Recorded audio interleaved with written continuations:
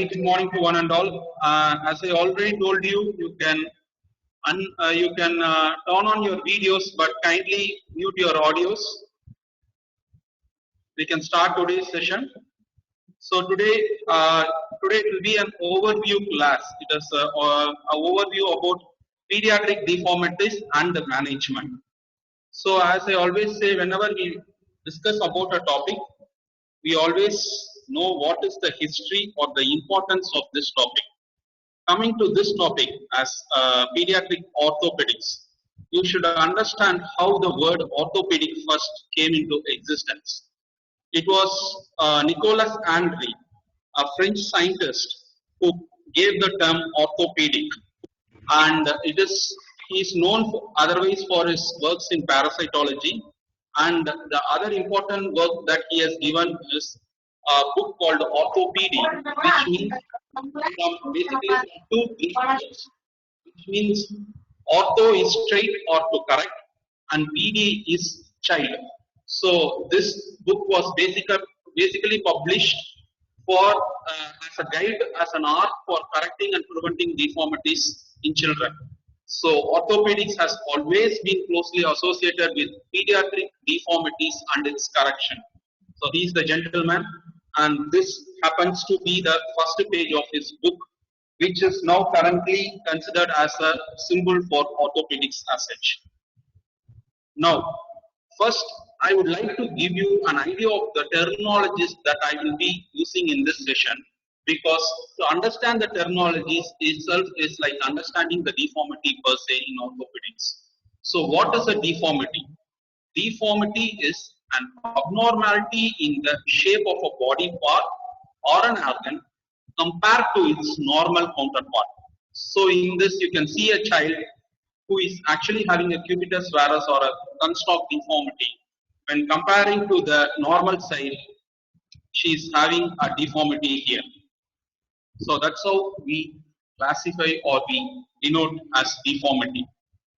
And deformity is given specific Greek or Latin terms in orthopedics. And I would like to introduce you to two different terms for saying about sagittal plane deformity, which is varus and valgus.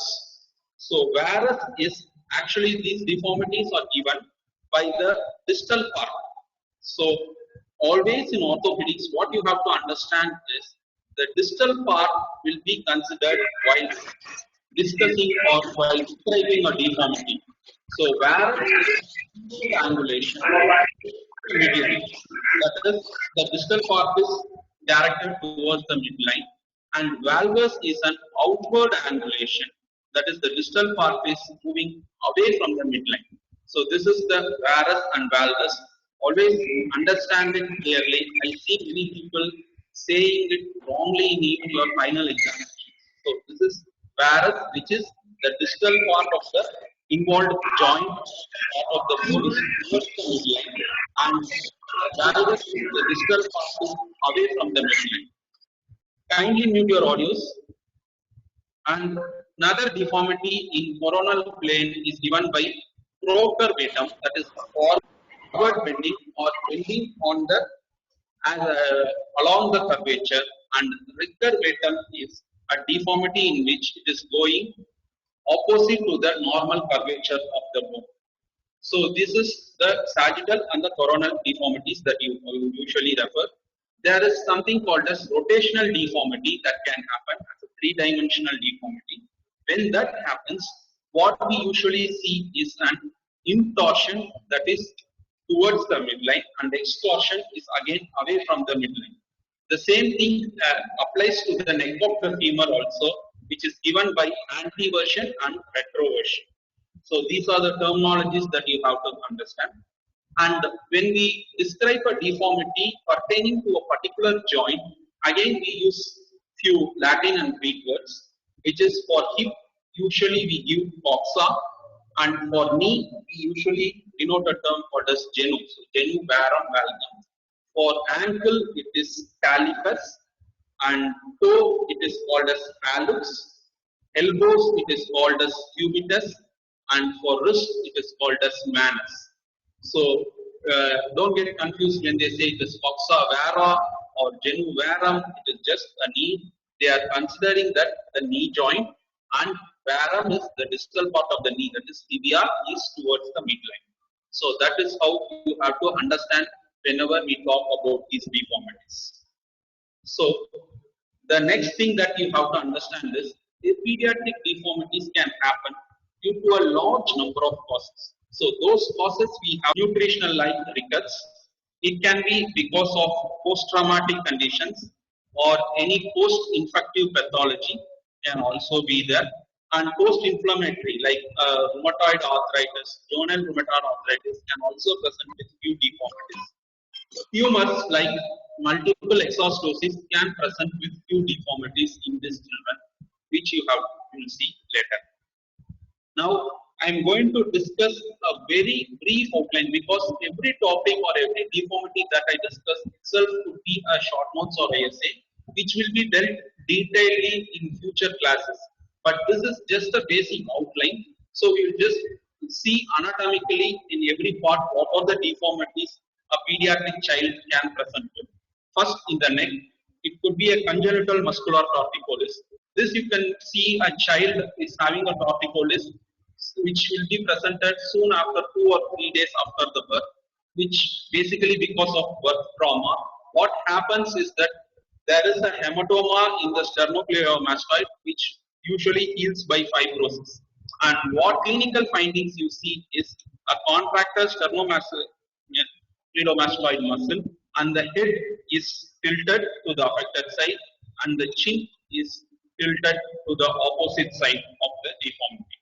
In long-standing cases, you see also changes in the skull, and you also end up in vision problems. When you see early, the best advice that we can give is physiotherapy, and to a extent we can give splints, in which you can give a neck collar.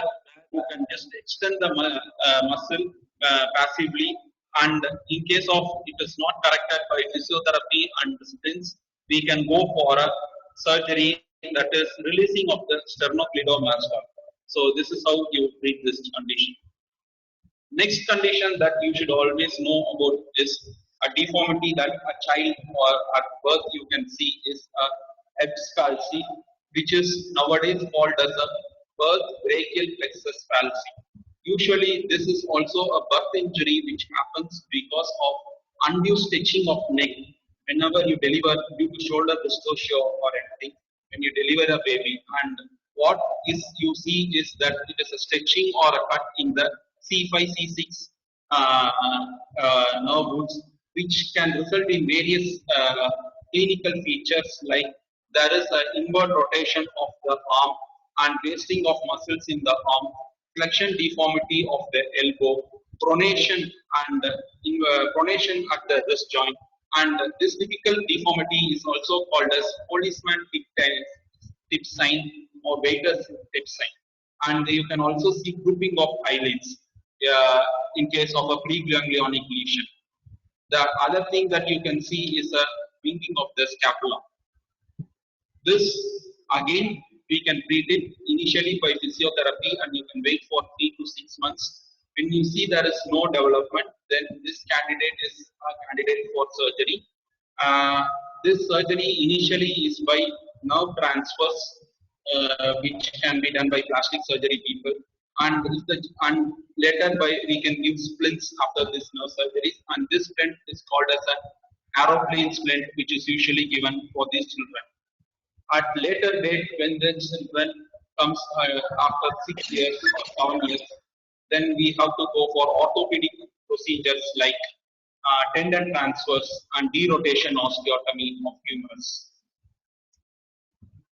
The other important deformity that you see in and around the neck is a springent deformity, which is usually seen in a syndrome called as Klippel-Feil syndrome. What you see is usually a short neck in these children, and the scapula will be in different levels. This is mainly because of a homovertebral bone, which usually present between the scapula, which is get connected, which could be either osseous or a fibrous band, connecting the C4 C5 region of the vertebra, and this causes a high railing scapula and a short neck. X-ray, you can see that the scapula is at a higher level, and usually the bony mass is seen in MRI.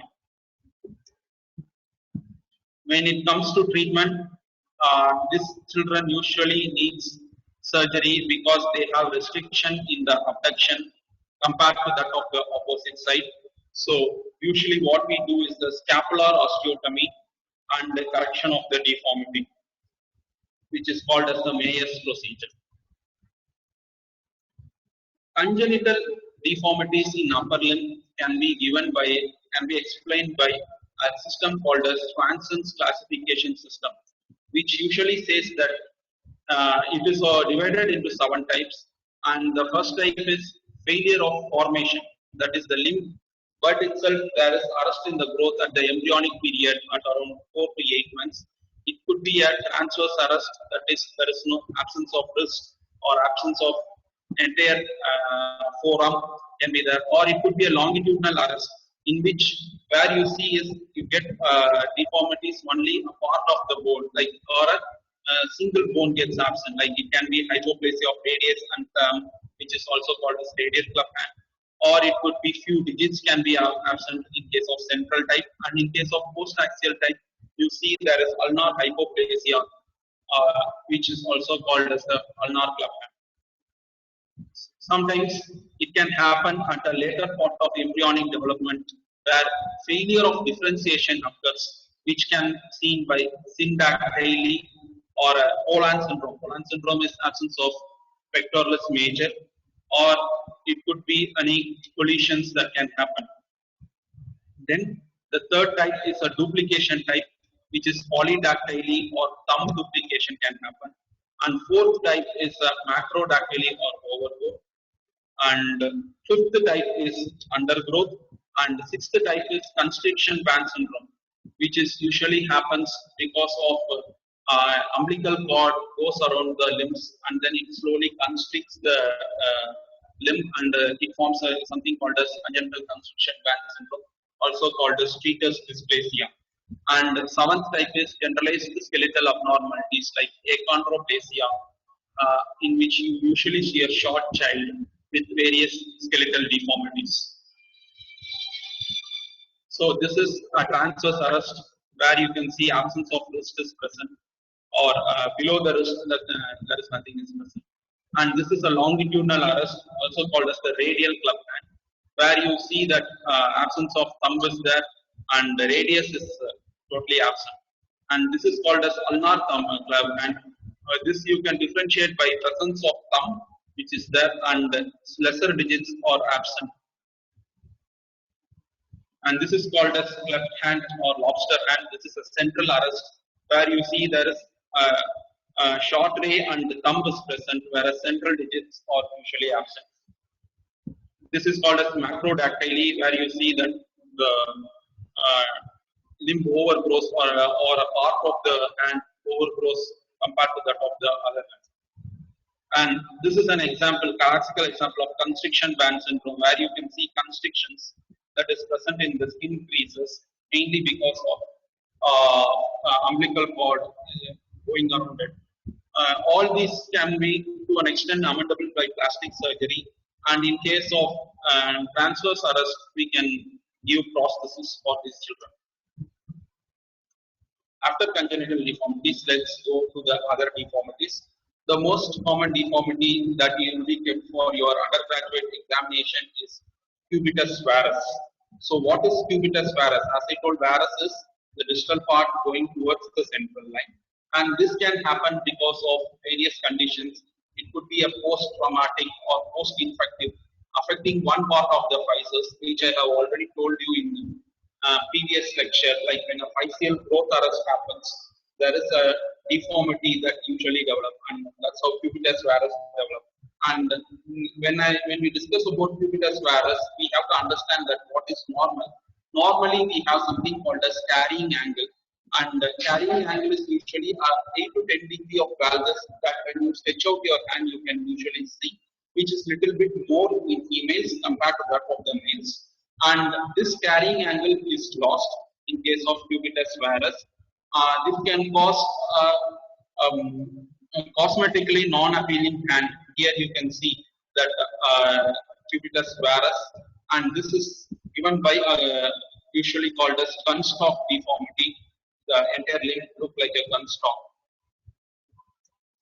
And treatment is basically by surgery, and surgery is done by proper preoperative planning, and usually we do something called as closed wedge osteotomy. That is, a triangular piece of bone is removed and then it is fixed with K-wires. This is also called as the French osteotomy, and now the later versions are called as dome osteotomy. Again, a triangular piece is put, and this is called as dome osteotomy. The other deformity, which a named deformity that is happening in children, is called as Maitland's deformity, which usually happens in the wrist. What happens is that there is an arrest in the physeal growth of the ulnar part of the radial physis, and the ulna itself there is some growth arrest happening, which leads to carpal subluxation and deformity. What you can see is the ulna becomes more prominent and the wrist is getting subluxated. So this is what happens. This is happening due to various conditions. In multiple exostosis, it can happen. In case of any growth arrest happening in the radial epiphysis, like type 5 can cause this Maitland's deformity. This can be initial stages can be corrected with custom made splint, or in later surgeries we have to do a corrective osteotomy. From upper limb, now we are going into spine. So spine, the most important deformity that is present in children is scoliosis. What is scoliosis? Scoliosis is defined as an abnormal curvature of the spine. This is basically because of, or it could be a bending of the spine, which usually they say. But what you have to understand is scoliosis is a three-dimensional deformity where the vertebra rotates itself and then causes the deformity. And scoliosis can be of three types. It can be congenital or idiopathic or adolescent scoliosis, which usually happens during the time of growth spurt, or it could be a neuromuscular scoliosis, like which can happen in case of any tumor, or it can be because of cerebral palsy or meningomyelocele or any muscle imbalance and cause of scoliosis. So types of scoliosis, what you have to understand is anatomically it can be divided as a thoracic, and the curvature is in the thorax, and thoracolumbar, or if it is happening in only in lumbar, it is a lumbar type of scoliosis, or sometimes it can happen in both thoracic and lumbar, then it is called as double curve or thoracolumbar scoliosis. And congenital is mainly because of failure of formation or failure of segmentation can cause scoliosis, which you can see here. There is a failure of formation, and in this there is because of failure of segmentation. All these can cause scoliosis. So scoliosis is lateral curvature, and forward curvature is called as kyphosis. Congenital kyphosis is also a condition which can happen, and when it happens in thoracic, it is called as kyphosis. When there is excessive lordosis happening, that is anterior curvature happening in the lumbar, it is called as lordosis, and lumbar lordosis is seen in few conditions. Clinically, how you can discriminate between a structural and a functional scoliosis is by Adams forward bending test. Like when you ask the patient to bend forward, if it is a functional scoliosis, the spine becomes straight. Whereas in case of structural scoliosis, spine doesn't become straight, and you can see that one side the scapula is elevated. So what is called as the Kopp's angle. Kopp's angle is calculated between from top of the most displaced vertebra to bottom of the most displaced vertebra. You draw a perpendicular, draw a line, and you suspend the perpendiculars from it. And what is the angle that is finally formed is called as Kopp's angle. So greater the Kopp's angle, the prognosis is poor and the child may be a candidate for surgery. Usually we give splints. There are two different kinds of splints that is used in scoliosis. What you see here is the Milwaukee splint, and for other, and the other, this is called as the Boston's brace. So both the braces are being given for various purposes in scoliosis, and the definitive procedure is by surgery, where you correct the deformity and fix it with the pedicular screws and rods. So after completing upper limb and the spine, now we will go for lower limb deformities. In lower limb deformities, first we will deal about the congenital deformities. The first deformity is similar to that of a longitudinal arrest in lower limb is proximal focal femoral deficiency. Here, what happens is the femur bone is absent either partially or to an extent completely, and usually what we give is something called as extension prosthesis, because the femur bone is absent, the tibia bone what is present will come only up till the knee joint. So we give extension prosthesis, or we can do surgery, convert the ankle joint into a knee joint, and then give the definitive prosthesis for this kind of children. And the other thing is called as a tibial hemimelia, in which there is a partial or complete loss of tibia, which is usually present. Various degrees are present, and according to the deformity, we can either go for amputation and prosthesis or a corrective surgery. And one more thing is fibular hemimelia. Even though fibula does not contribute for any weight bearing of the bone, what usually happens is a partial or a complete loss of fibula also affects the tibia, and you have associated other deformities.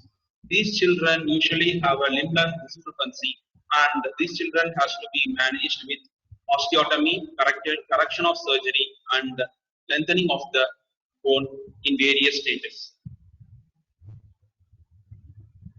Coming to again anatomically, what are the other usual deformities that is present in the children?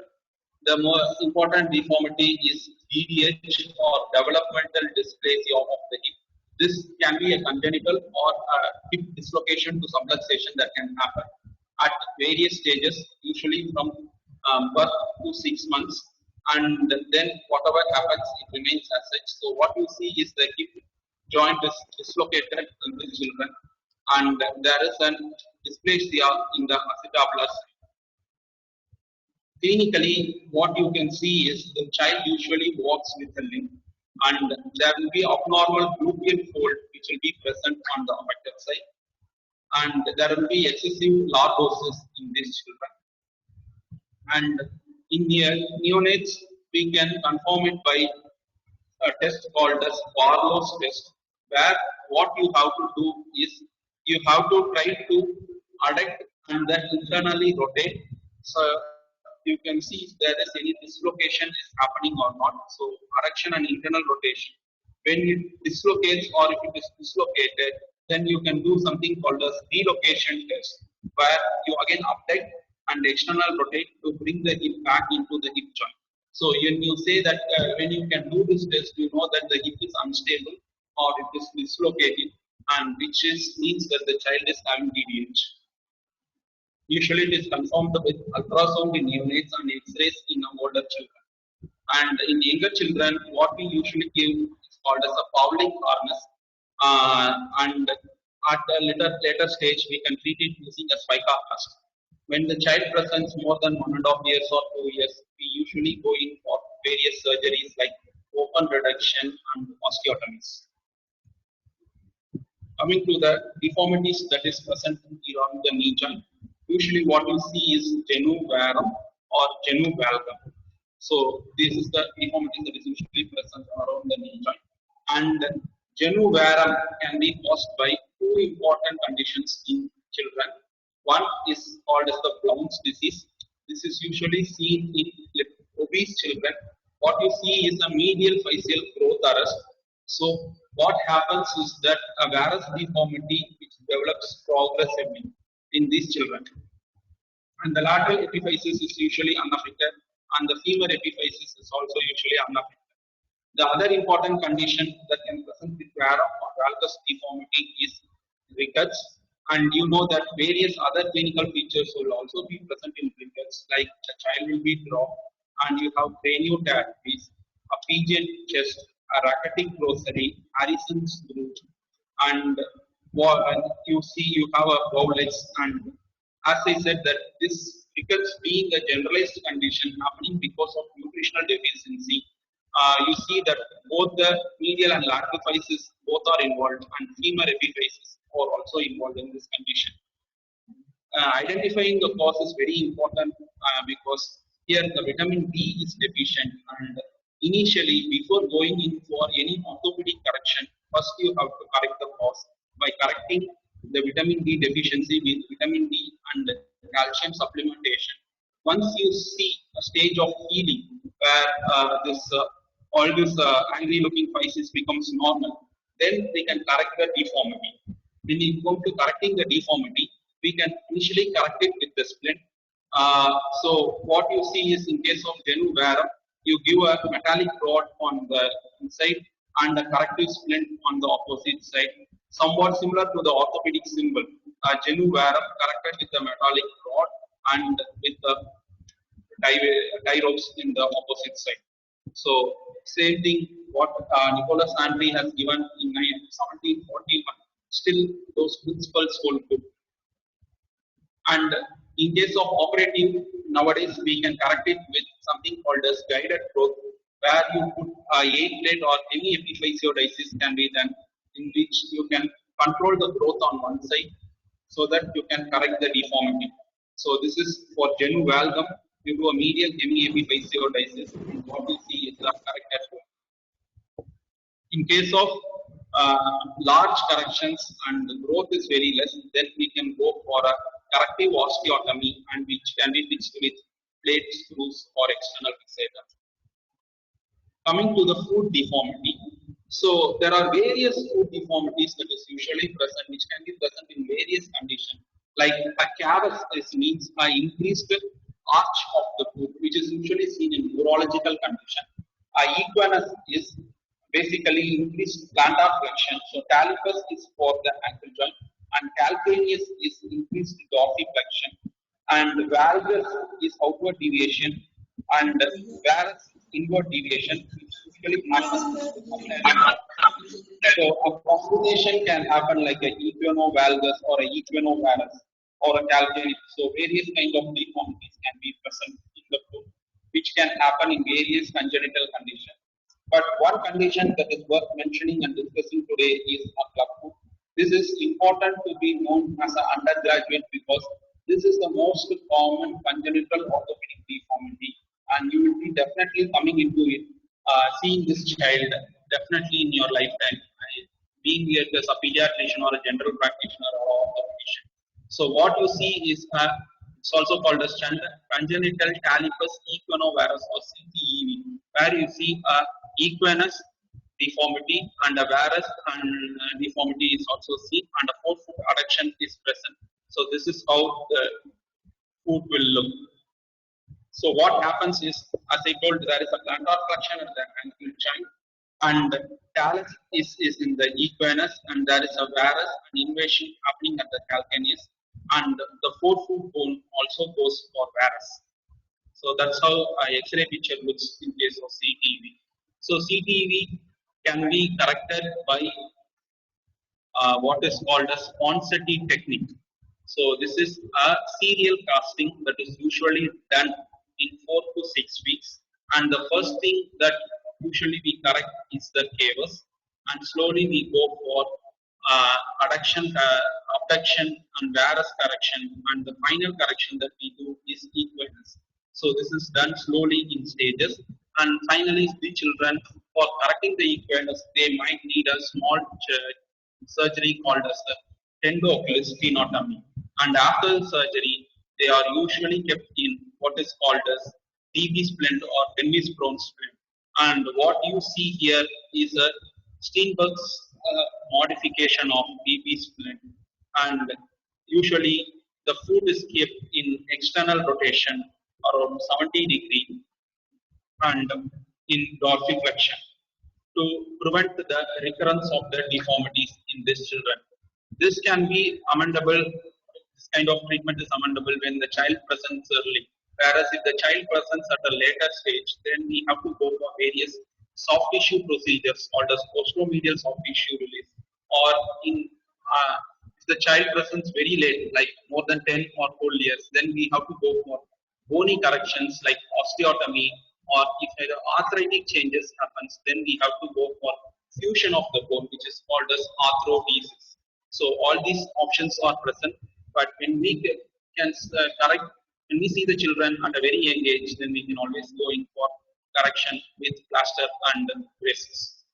So I'd like to complete this presentation with the famous this one by Owayar, Katrathu Kaiman Alavu and Kalladadu Ulagalavu, which means that what we have gone through in this topic is just a handful of sand, and what is not covered is just like a whole world, because this is a very, very large topic, and this itself, like the first book written on this is deformity corrections and management. So I just wanted to touch upon all the topics and just give a brief idea.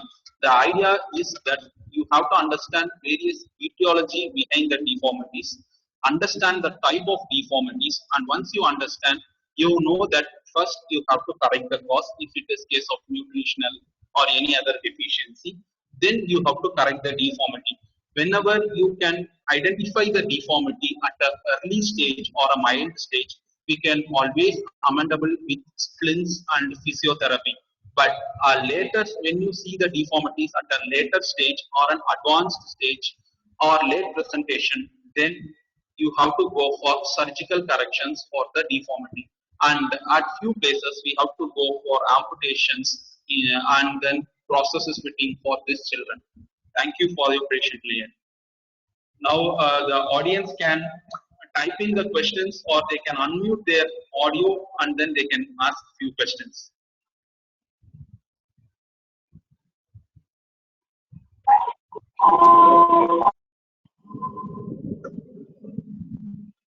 So there is a question called as, what about Kite's treatment for CTV? Yes, Kites has also given a method like Ponseti, which was initially used as a correction of CTV.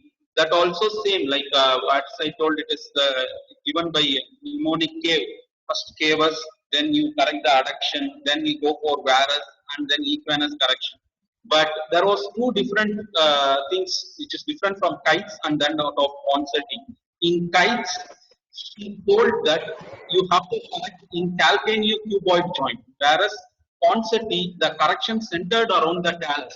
When you see the pathophysiology of CTV, the entire pathophysiology revolves around the talus. So Kites actually did an error by saying that the center is in the calcaneocuboid joint, and he did not go in for a percutaneous stenotomy. What usually we see is around 90% of the children need a percutaneous stenotomy, because percutaneous stenotomy was added in the Ponseti method. They usually needed a very less number of casts, like 4 to 6 casts, whereas Kite's method needed 20 to 40 casts. So Kite's method was basically abandoned, and now entire world they are using Ponseti method. And Turcos is actually a type of incision which is used, or it's a type of method for soft tissue release. So with the existence of Ponseti, what happened is, with Ponseti we are getting nowadays very good results, and with minimal soft tissue procedures we are getting away with the CTV, and those kind of surgical procedures are only restricted to few syndromic clubfoot. Idiopathic clubfoot usually does well with Ponseti in younger age group. There is a question like, can lordosis be corrected by postural exercises? See, the lordosis is happening. First, what we have to understand is, exercises can correct deformity in the spine whenever this is a functional deformity, or it is a muscle imbalance which can be amendable. If there is a structural deformity, exercise can never correct that deformity, and it might need a splinting for a prolonged period or a surgical intervention might be needed.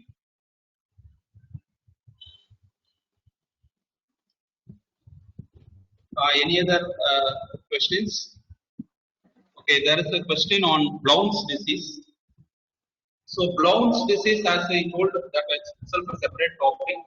It is happening because of usually it's seen in overweight children. What you see is there is a growth arrest on the medial side of the physis in these children in the tibial physial joint on medial side. So whenever there is a growth arrest that is happening or an abnormal growth pattern that is happening, so the lateral side usually grows and medial side growth is decreased. So because whereas one side growth arrest is happening, what you end up is you see a varus deformity which is usually developing.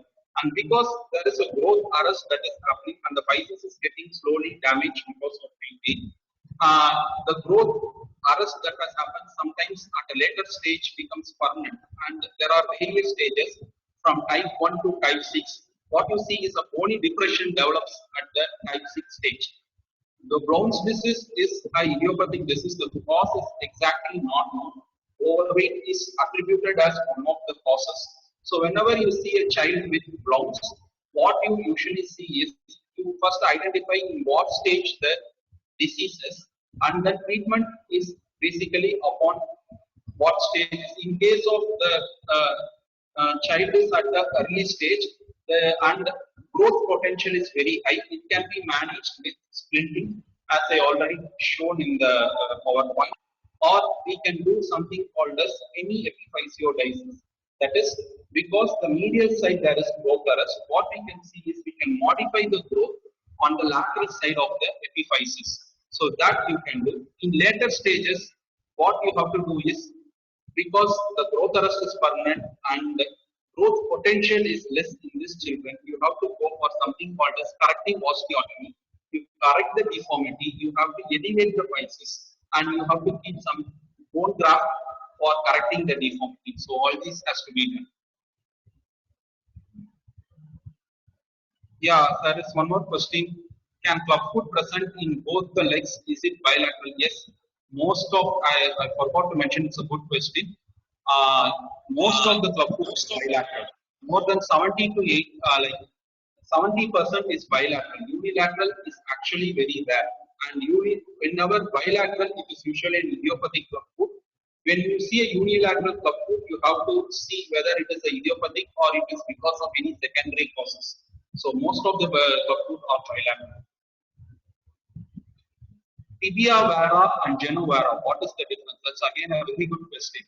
So genu vara is a deformity. There is something called a center of the deformity, where exactly whenever you see something, you see there is something called as gravity center. So like same way, there is a center for a deformity. So according to where is the center of the deformity, we say the deformity accordingly. So in genu vara, what happens is the center of the deformity is at the joint, knee joint, or in the epiphysis of the tibia or in the femur. So in that area, if there is a deformity that is happening, then you call it as genu vara. Whereas a tibia vara is what you see is the joint is something called as anatomical line or a mechanical axis line is there in our body. So the joint is usually unaffected, and the tibia per se, the metaphysis or the diaphysis of the tibia is affected, and the deformity center of the deformity is there. Then it is called as tibia vara.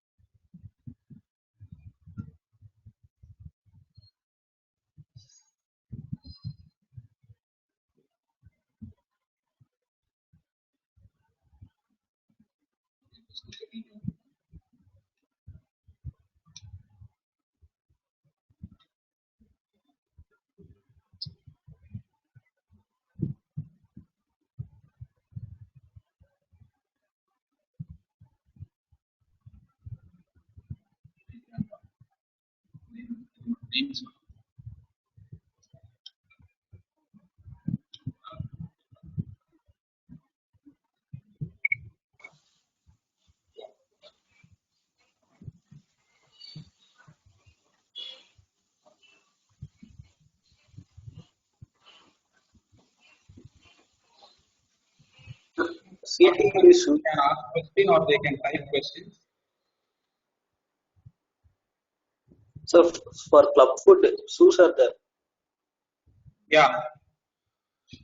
Club food, as I told that usually splints are now preferred. There was something called as Dennis Brown shoes, which is usually given in various centers. But nowadays it is not advised to wear those shoes. What usually happens is you get a good correction of deformity or maintenance only with splints. So whenever shoes are usually recommended for walking children, what you see is there is the lateral side is sole is decreased and medial side there is sole is increased. Shoes usually present which is given, but their effectiveness is very less. It is also called as Dennis Brown shoes.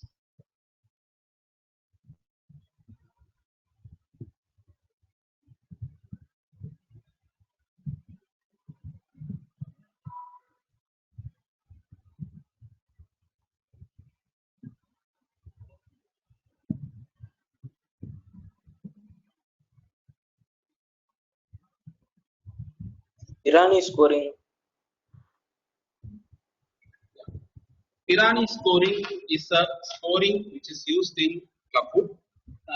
Pirani is a Pakistani scientist who has given the scoring, and the idea of this scoring is that basically to see how well the correction usually happens and whether the child is a candidate for a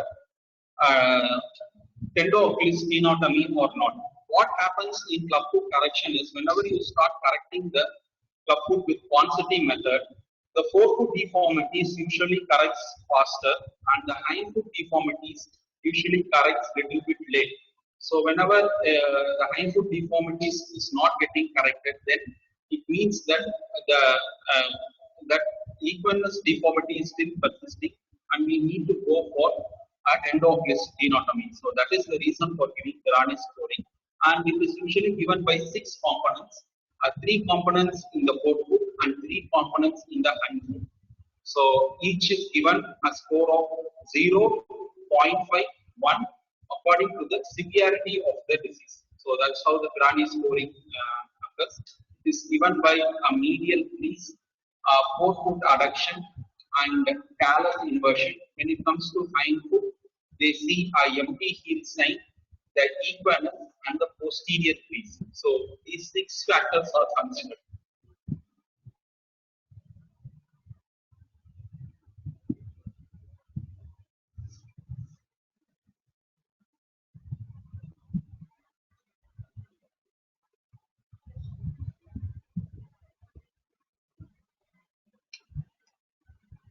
But when we have to do arthrodesis, sir, you said no, sir, for CTV.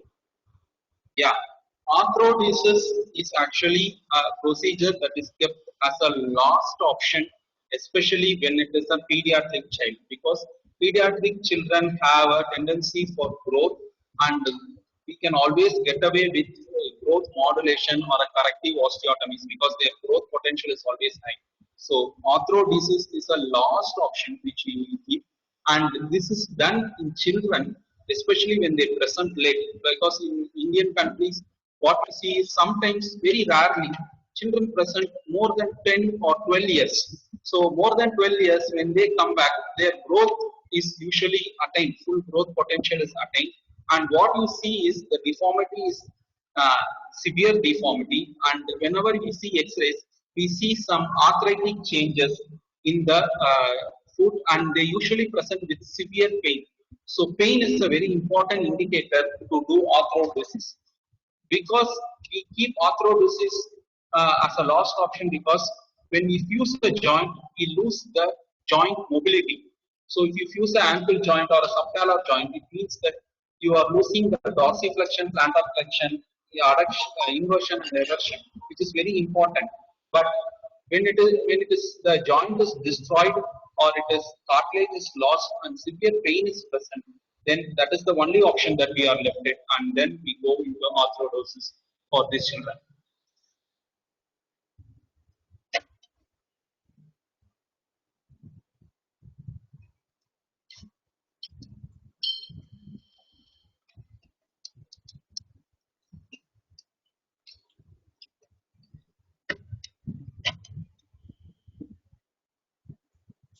Any other questions? You can always type to me. You can type and ask if you are feeling shy to ask. There's no issues.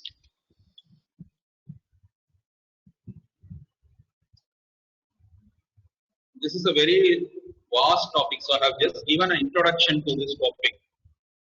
So always you might have doubts in this. You can always ask because every topic, the club food itself is a big topic. When we discuss it, we can discuss it for hours together. So just I have given hints of how to go about it.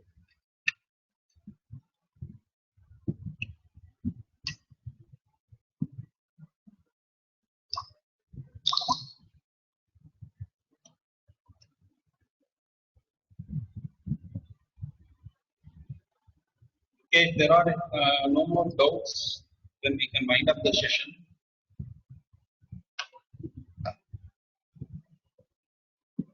Rocker bottom foot. Yeah, good. So somebody knows about this also. So what is rocker bottom foot? It is quite opposite deformity to that of the club foot. What usually happens is in club foot you see an equinus deformity and a adduction and a varus deformity. But in rocker bottom foot, what you see is and a cavus deformity, obviously.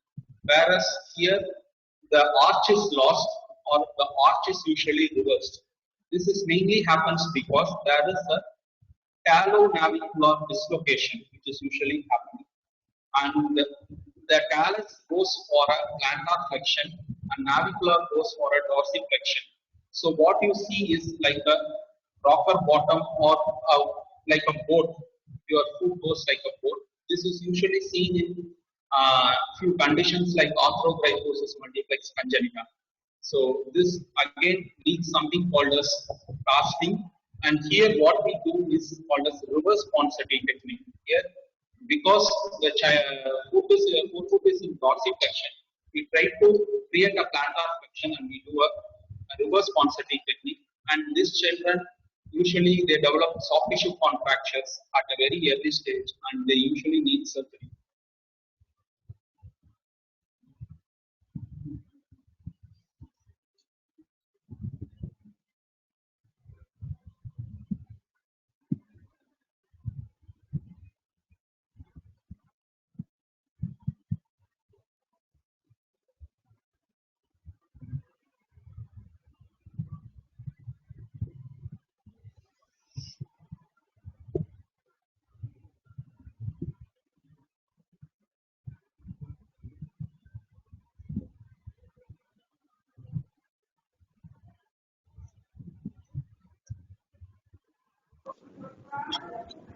So any other questions?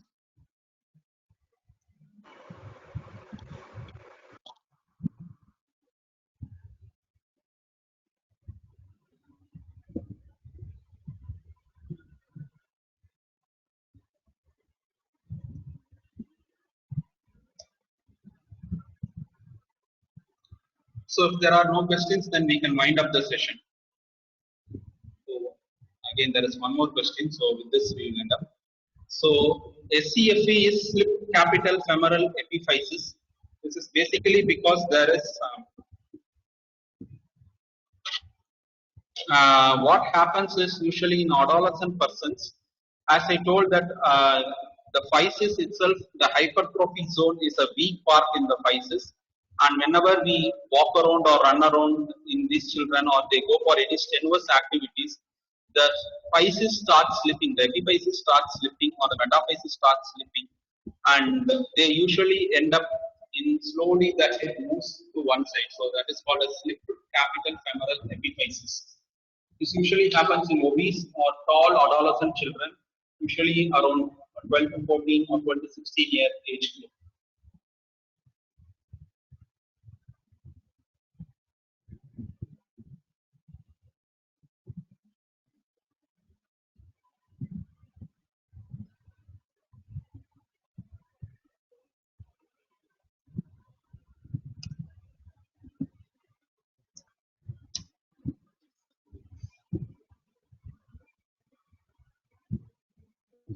Okay, we can finish the presentation today, I think. It was good. Again, it was a good number. Around 195 students participated. Thank you everyone for listening to me patiently.